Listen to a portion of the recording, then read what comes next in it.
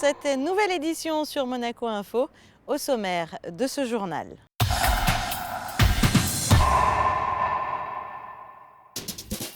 Le lancement de l'opération Goût de France, la pensée en chemin, l'itinéraire pédestre d'un chercheur, les travaux du Data Center de Monaco Télécom. Nous ouvrons ce journal avec une opération gourmande. 10 grands chefs de la Principauté participeront le 19 mars prochain à l'événement Goût de France qui vise à promouvoir la culture culinaire française à travers le monde. Plus d'explications dans ce reportage signé Alexandra Pagny. Mettre à l'honneur la gastronomie française à travers le monde. Voici l'ambition de cette opération Goût de France, imaginée par le ministre français des Affaires étrangères, Laurent Fabius, et le chef étoilé monégasque, Alain Ducasse. 1300 chefs participeront donc à cet exceptionnel dîner le 19 mars prochain et proposeront à leur clientèle un menu aux saveurs de l'Hexagone.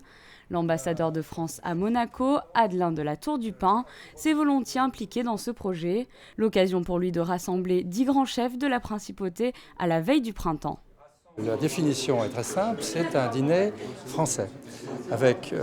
Alors on ne le ferait pas aujourd'hui comme autrefois, on mettra moins de gras, moins de lait, moins de crème, moins de beurre, moins de sucre.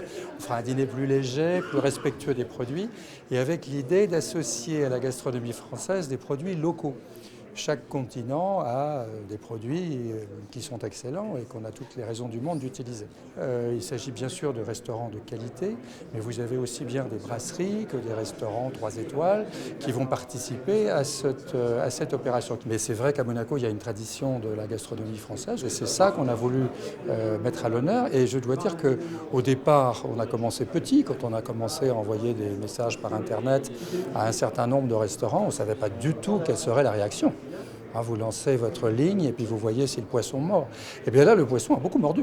On a ramassé beaucoup de petits poissons.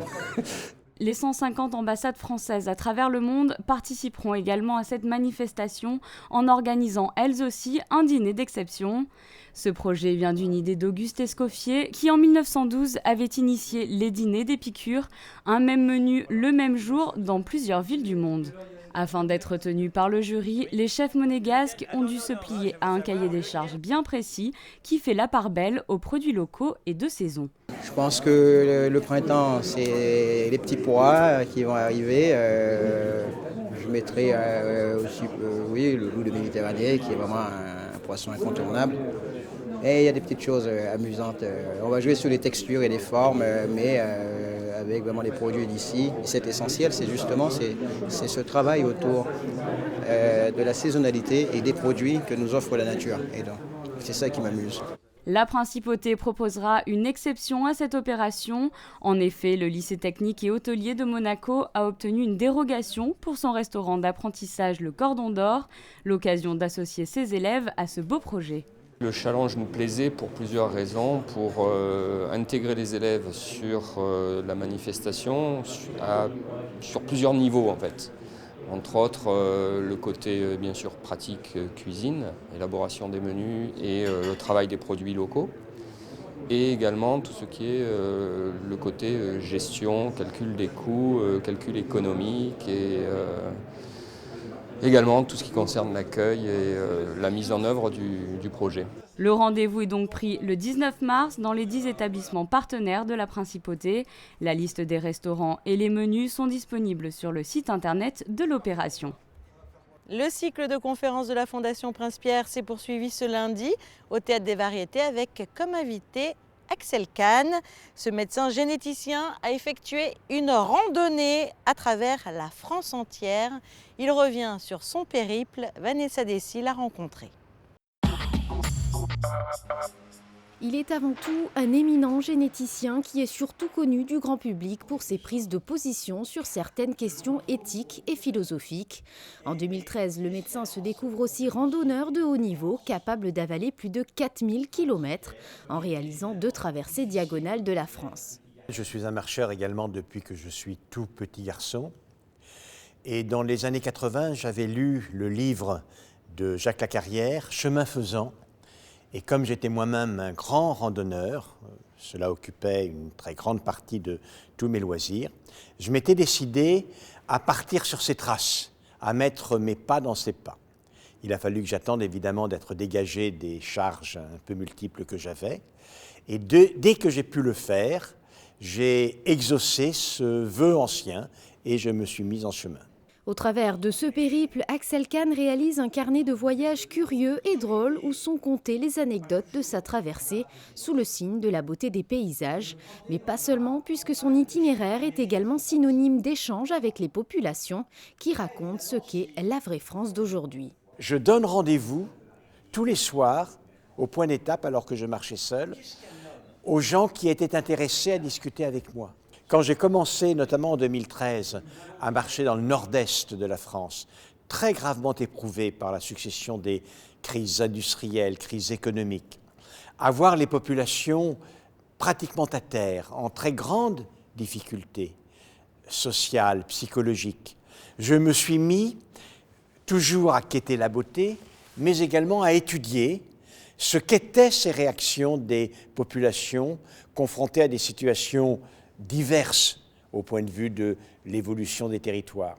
Lorsque je suis arrivé dans des territoires qui allaient moins mal que ceux du Nord-Est, j'ai voulu comprendre ce qui leur avait donné plus de ressort, ce qui expliquait leur meilleure résistance ou alors leur meilleur rebond. Après Penser en chemin, ma France des Ardennes au Pays Basque, sachez que le prochain livre d'Axel Kahn, Entre deux mers, voyage au bout de soi, sera disponible dès le 8 avril prochain. Il y a quelques mois, Monaco Télécom annonçait le lancement du chantier du nouveau data center.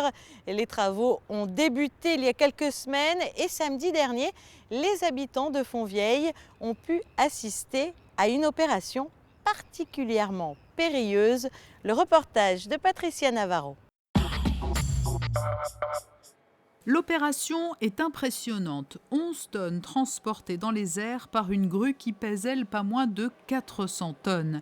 Une petite partie du quartier de Fontvieille, le long du stade Louis II, a dû être bloquée pour acheminer les 2 groupes électrogènes qui assureront, si nécessaire en cas de problème, l'alimentation du 3e data center du groupe Monaco Télécom.